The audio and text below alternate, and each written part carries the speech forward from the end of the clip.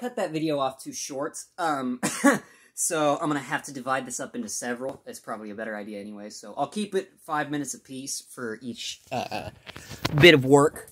Where I was getting this piece right here. You're going to want to cut it just like this. So you'll get the insert to be what you're gripping around with the scissors, and you'll just kind of spin it around and work it until eventually you get it to pop off just like... sorry, my scissors are dull, so they're not working as well. There we go. That's how that will look. But you have to be very careful while doing this. I have done this many, many times, and as you can see on a couple of fingers, I've got some scars. So do be very careful. This is an easy way to lose important things that you want to keep. So just be careful, be delicate about it. Now here, you'll want to cut right there, right where that starts. You'll just grab it like that and put as much pressure as possible into the handles of the scissors, but be careful. Keep your fingers clear of the blades as much as you can. It is always better to keep them away. There we go.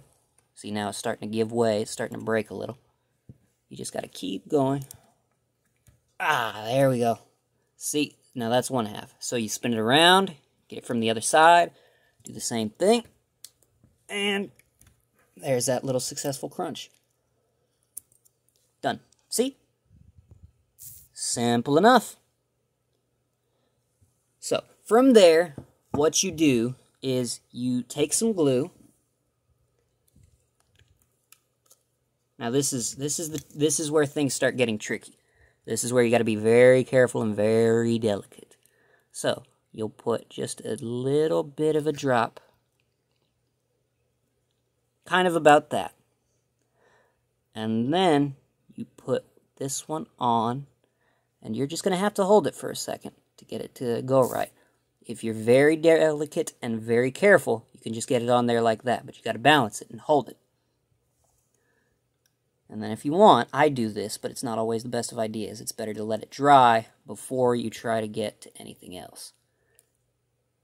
So, you can just kind of tilt it back, make sure it gets even. I'm a little excessive when it comes to that kind of thing. But this will be what the finished product of that step looks like.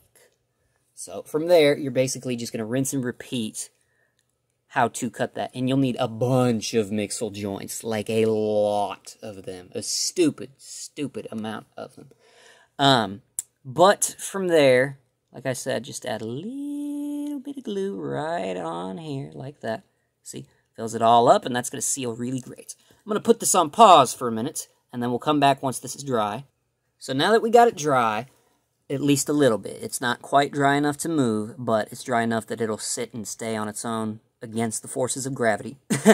But now, what you want to do is you'll take another one, and you will do the same process on the opposite side. That's going to get you a good gauge of where you want each arm, each tentacle, whatever words you want to put.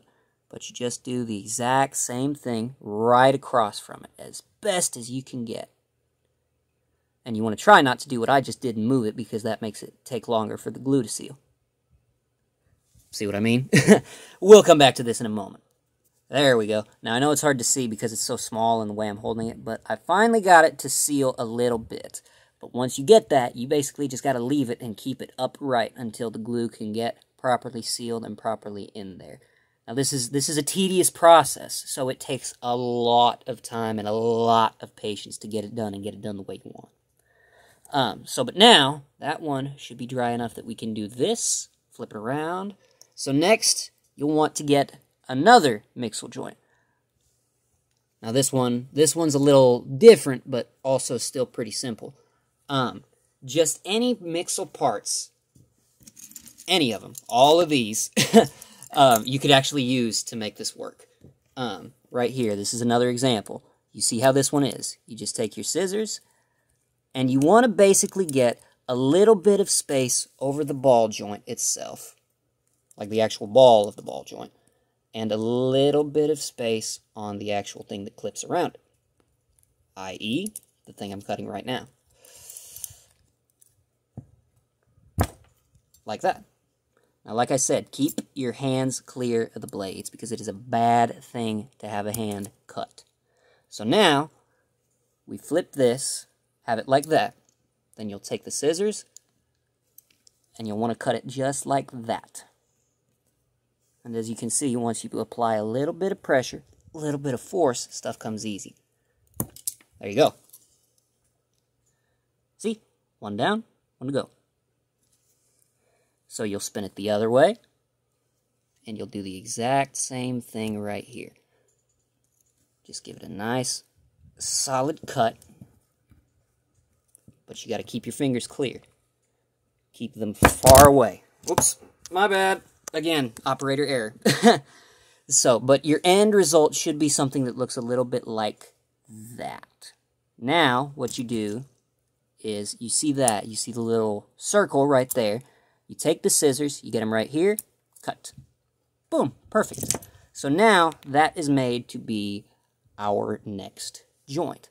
You'll glue that on right there, like so. And once you're done, it should look just like this so far. So we're going to cut this video short, and we're going to move on to recording the next one.